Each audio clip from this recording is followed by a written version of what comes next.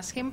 Following up the other questions about, there were reports that some planes with humanitarian aid, they couldn't land the last days because the American planes land before. They said, you cannot land. The American planes has to land before, like with troops and so on.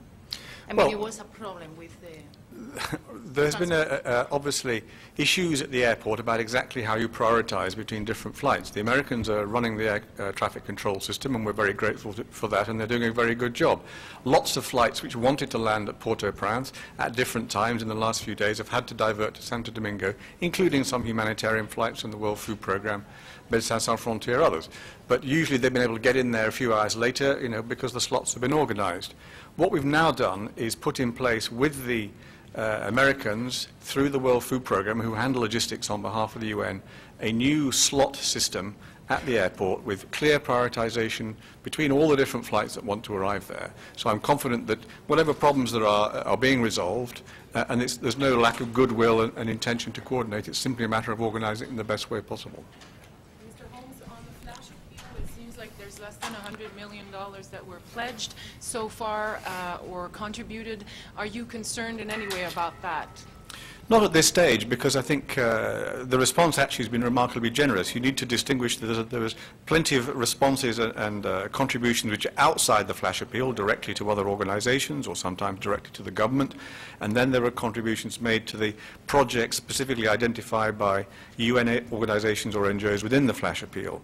We'd already got, over the weekend, at least 10% of what we were asking for, actually in contributions, not just in pledges. And we've heard this morning, the European Union has increased their general pledge from 3 million euros to 30 million euros.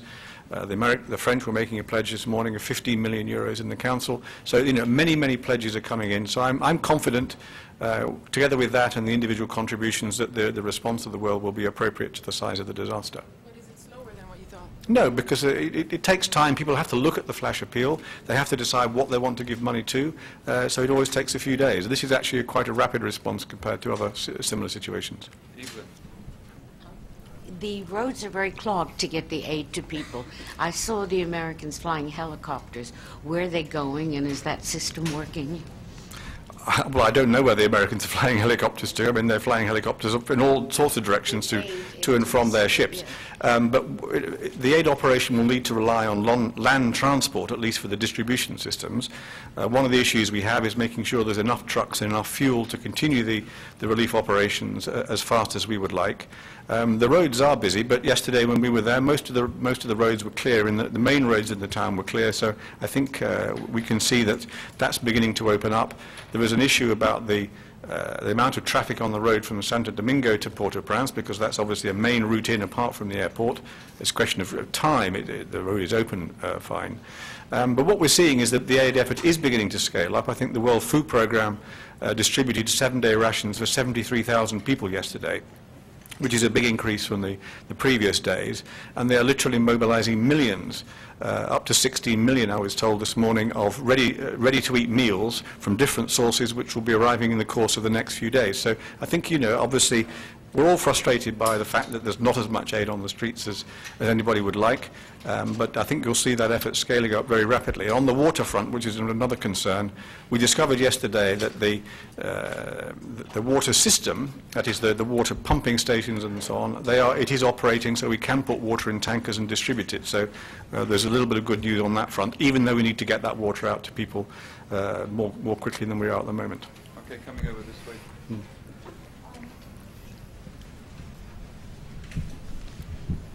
John, how quickly can these extra police and troops get to Haiti? We've all seen the problems with Congo, where extra troops still aren't there more than a year afterwards. And in terms of search and rescue, do you have any updated figures? Obviously the experts on the arrival of troops and police are DPKO. I don't think you should expect to see them turning up in the next few days. The point is that we already have 9,000 troops and police all around Haiti. 3,000 of those initially were in Port-au-Prince. Reinforcements are being brought in to those 3,000 from other parts of Haiti, and the reinforcements, when they arrive, will be able to backfill for some of those gaps. That's my understanding. So it's not that there's a massive shortage there. It's a question of precautions and making sure that we have the resources we need in the medium term as well. On the search and rescue, the last figure I saw was that more than 70 people had been pulled out from the wreckage in the last few days, which is a high number comparatively, and as we were discussing yesterday, there seem to be some reasons for that. That's the climate and the nature of the reinforced concrete slabs, which sometimes create cavities where people survive in miraculous circumstances, as our colleague Jens Christensen did yesterday in the rubble of the Christopher Hotel. So that search and rescue effort will go on as long as there's any sign of life. There are 43 teams on the ground, I think, now, and 1,700 people, so it's a pretty major effort. And of course they're fanning out as well to the other cities which have been affected, not just Port-au-Prince.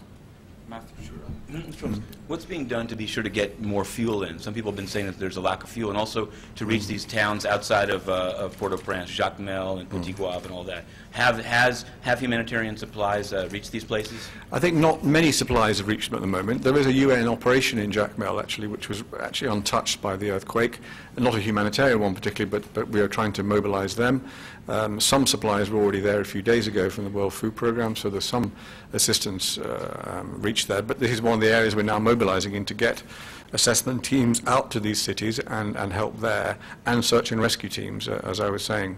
So there was another part of the question. About fuel. Some people were saying Fuel, the lack sorry. of fuel is... No, there is a fuel issue because there's very little fuel available in the ordinary petrol stations. But we're arranging to bring in large quantities of fuel every day again from the Dominican Republic. I mean, it takes a little bit of time for it to get there, but I'm confident again in the next day or two we will start to overcome those problems. There are reports of a rescue operation that was stopped by blue helmets because of the violence going on in the local population. My question is, which is the rule of engagement for the peacekeeper? Why can't they, just stop the violence rather than just leave the scene and stop a rescue operation?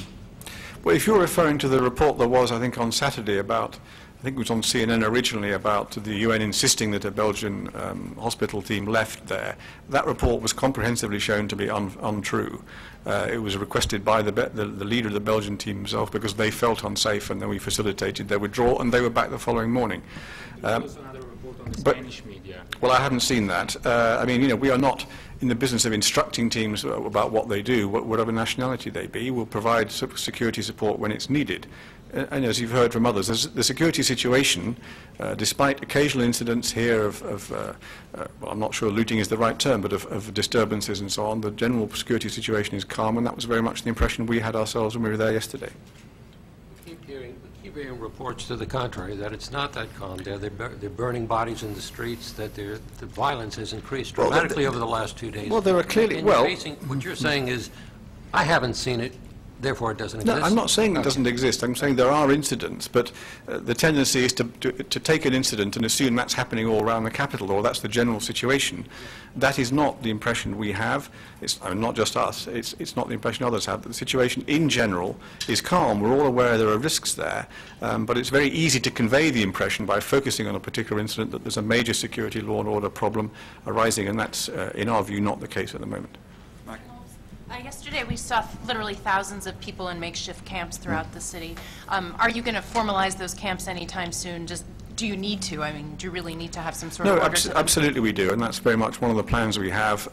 The International Organization for Migration is the organization with the International Federation of the Red Cross, which leads the particular sectoral organization, the cluster that deals with shelter, and they have ambitious plans for camps, I think, maybe to formalize some of those informal camps we saw, but also to set up larger camps just outside Port-au-Prince, so that people can locate in better conditions, and we can make sure that the aid is delivered in the most effective and fair way. Also, we didn't see any food distribution going on in the city, and we drove quite widely back and forth all around. I know there's supposed to be about 15 distribution points? Are you satisfied? I mean, and we also heard from local journalists that they weren't happy that they were seeing aid delivered but nothing distributed. Well, this is the frustrating bit as the scale-up continues. As I say, my information from the World Food Programme is that they delivered meals for 73,000, I mean, enough for 7 days, for 73,000 people yesterday. Not all the 15 distribution points are yet up and running.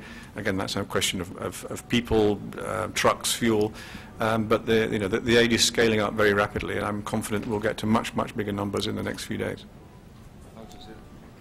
There was some food available on the streets, as you can see. It's not that there's no food there, but of course sometimes it's very expensive. And then there's another issue there, which is there's no cash, because the banking system has disappeared at the same time as well. Mr. Holmes, can you speak from a personal perspective? I know you came back with the bodies of your colleagues, and the UN's seeing this being criticized somewhat for the response. So what's it like for you hearing those things and coming back with your colleagues and so on? Well, obviously it was extremely emotional, both at the airport as we left Port-au-Prince, with the bodies of Hedi Anabi and Luis da Costa being loaded onto the plane, and then at the other end, when we arrived at Newark Airport last night, when the bodies were taken off with the presence of the families. I think it was a very emotional moment for everybody.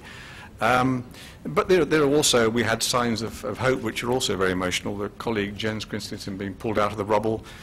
Just after we'd looked at the bodies being loaded onto the plane in Port-au-Prince, the Secretary General, I don't know whether you saw this, was able to meet a baby which had been pulled out from the rubble, which was the child of a couple from Minustre. So there were good news stories as well as all the horror. On the criticism, I mean, the UN is there to be criticised, and we'll just get on with the job as we always do. We heard from, in the French media, for instance, Dominique de Villepin, former French Prime Minister, was saying about the upcoming visit of Sarkozy, don't go too fast, it's diverting the attention to have all these dignitaries coming and visiting because they need protocol and security and so on. What do you think of that? Well, I think there's a very good point there. The Secretary General, as you know, was holding back his visit until a little bit more order could be restored, and that he wasn't going to be diverting resources from the aid effort, but felt that given the losses that we, in particular the UN, had suffered and the central role the UN was playing, he needed to go in as quick and as least disruptive a way as possible. But clearly it can be a problem if every leader in the world wants to turn up. It will be inevitably cause problems, particularly for the leadership of these operations, although not, of course, for the humanitarian workers on the ground.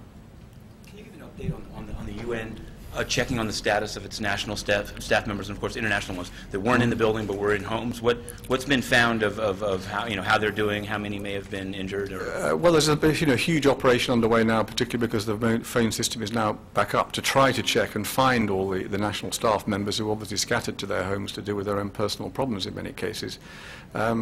I think for the agency's funds and programs, that operation is going reasonably well, and the relatively few people being found to be unaccounted for, but I can't give you an exact figure.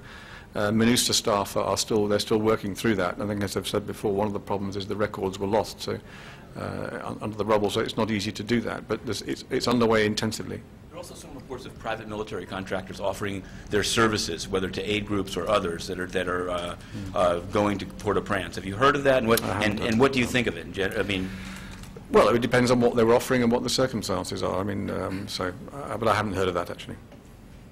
Okay. Thank you very much. Okay. Thank you very much indeed.